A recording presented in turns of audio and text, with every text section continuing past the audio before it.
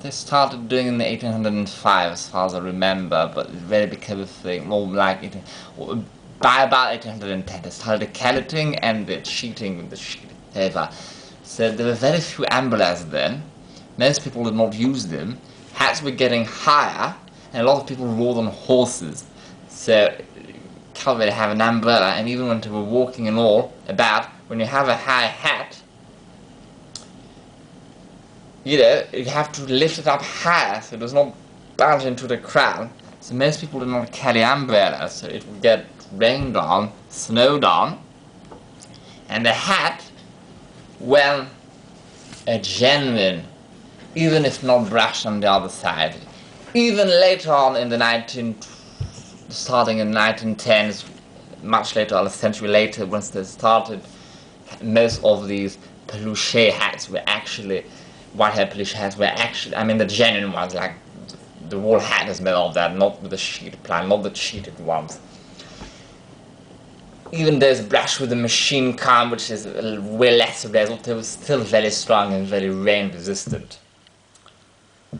And there you may think, well, it's still very strong because often the hat was practically as heavy with a cheated version because it was a sort of dense sheep or even sheep and rabbit, or even sheep and rabbit, or beaver, or perhaps even rabbit and beaver, or in the best of the best rare cases, pure beaver wool that is felted hat. And then to say that, we may even think it becomes stronger. Well, I guess the hat shape and everything is practically strong. Yes, it will not go floppy quickly or anything like that. It will be dense and all. But that very thin sheet with the rain, and they keep running. And the more it gets rained on, especially with a hat like that, because the sheet of felt is not dense, the hair, they more quickly spike up, especially since they can't be brushed on the other side. So either they keep brushing it on top of that, they apply products to brush it like tallow or even melted sugar for the better result, or some just put oil and things that evaporate, so you have to keep adding, especially with the rain it gives. So the more you add this, you start having this vicious circle where the hair becomes thinner, and so the thinner light it is, the more it's like my hair. My hair I pull it off Valentine, otherwise but not here, otherwise it spikes up because my hair is very light and fragile. So now, because it was so light, not much hair, not much to adhere to, not much felt to keep it down, it would spike up. The more they brushed it, and the more it got rained on, the more they rubbed the spires in the hair and all, the more it got humidity from the air. The cities were starting to be polluted with the industrial revolution. So the weaker the hair got, so the more it spiked up, the more they brushed it, the weaker it got, the vicious circle until it would start shedding off.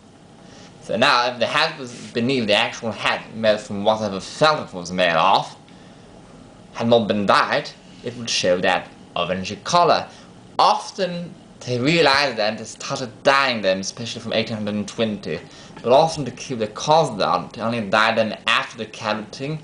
They dyed them lightly, and so the dye would go away with time. With that, as the hair faded off, it would go away. So the dye was usually sort of brownish, dark brown. Because mid-brown against the black hair, you have mid-brown spot that is simply felt.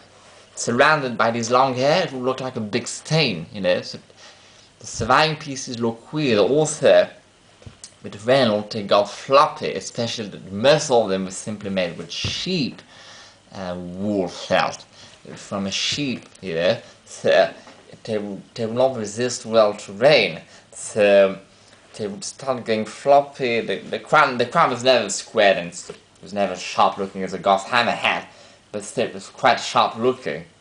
And then it would go floppy, the crown would start running out, but it would not run out equally. So this side would you look at that side, you may think, oh, there's almost a sort of derbyish hat, almost roundish hat, but then this kind of stayed flat and it goes floppy and the brim messed up and all. And and try to shape. But the problem with reshaping them is to have, especially in an extreme case, they actually have to be wetted with very hot water, if not boiling water, and pull over those blocks and everything. And just steaming it with a kettle, if it just started going very floppy, it was not all floppish. So you may think, oh, I will just do it with a kettle, especially in boiled water to do it. It will mess up all the hairs on top even more. So those hairs start shedding off even more because they kind of cheated. They put a very thin layer. So those hats, even most of them they cheated. Most of them simply used a wool, probably not even a merino, probably just a normal wool felted hat with that thin sheet on top. And so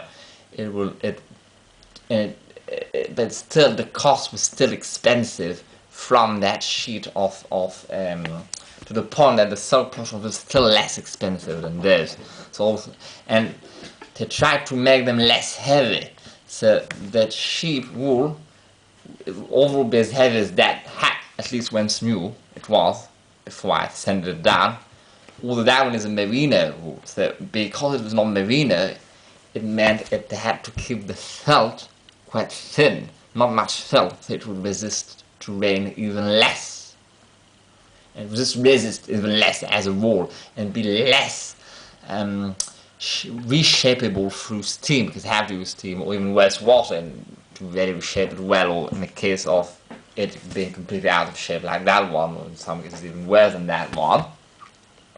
It will not respond well to that, especially it would shrink. And it would shrink even without reshaping, with the rain and the perspiration, it would shrink down. And also the problem was, as it shrunk down, the felt on top, that sheet of peluche-wild-hare beaver mix thingy, it not shrinking, it will probably shrink a bit because it's so thin, but probably perhaps not as much because the hair to start with is very different animal, so the felt is very different. And as the hair beneath shrunk, it meant that the sheet applied on top would no longer be the same size. So either as it shrunk, it kind of shaded the hair away, the hair was very weak and all, or suddenly there was too much hair, the ratio of the felt, because when the hat shrinks, usually it is because it loses felt.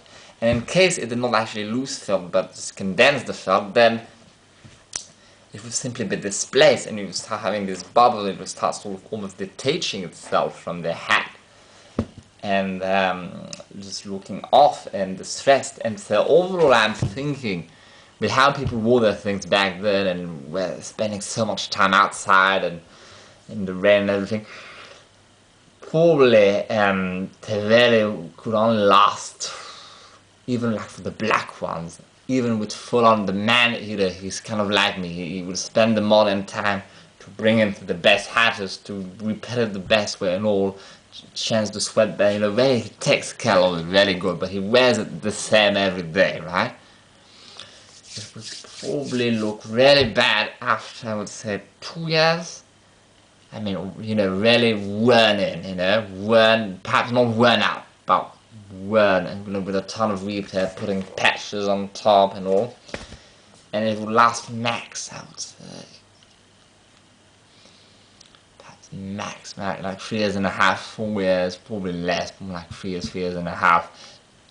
And it's not, and like the good ones, they were very heavy, and even to brush the underside. In Chile, it would last about 8-10 years, I would say. In England, with a lot of rain and everything. But in practice, it would be more like 4 or 5 years max, because even the black ones, because they will get dirty. The hat gets really dirty. So, especially the black ones, it looks like dust. The salt stains from the perspiration and everything. And even with those really good ones, to take the precaution of having, unlike that one, having the sweatband sewn here, and sometimes even overkill and sewn here, so that basically the idea is, first of all, some sweat will go to here, but it will go on the sweatband and not dirty and damage the felt there, or whatever fabric it is, and also it will not go through the holes and the stitching. as matte. So the sweatband itself